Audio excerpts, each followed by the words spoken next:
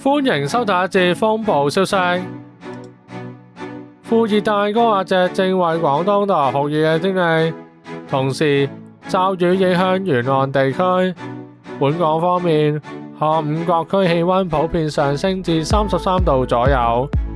喺下午4點，位於南海中部嘅熱帶低氣壓，集結喺西沙之東南偏東約560公里，預料向西北偏西移動，時速約22公里，大致向海南島一帶。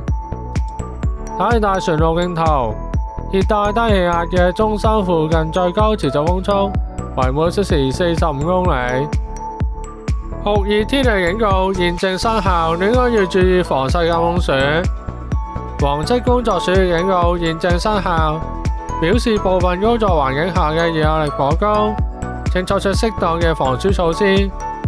現時溫32.1度，相對濕度73%。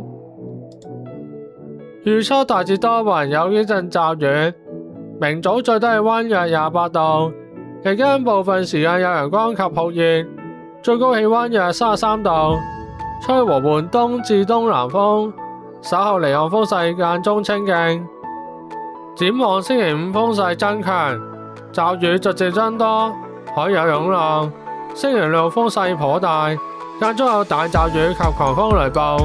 隨後2、3日天氣仍然不穩定。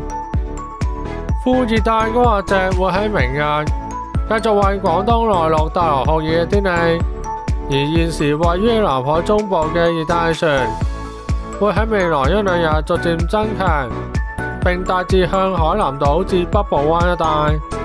華南沿岸風勢頗大，天氣漸轉不穩定，有狂風驟雨及雷暴，海有湧浪。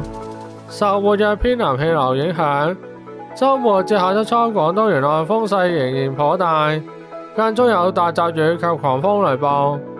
預料一道廣闊低壓槽會喺下周中期影響華南沿岸。跟住講下本人預測就該熱帶氣旋發出不同等級嘅熱帶氣旋警告信號概率。預料天文台發出1號戒備信號嘅機會係極高。因為預料位於南海中部嘅熱帶氣旋會進入本港800公里範圍內，可能影響本港。今次嘅風暴消息報完畢，多謝收睇，拜拜。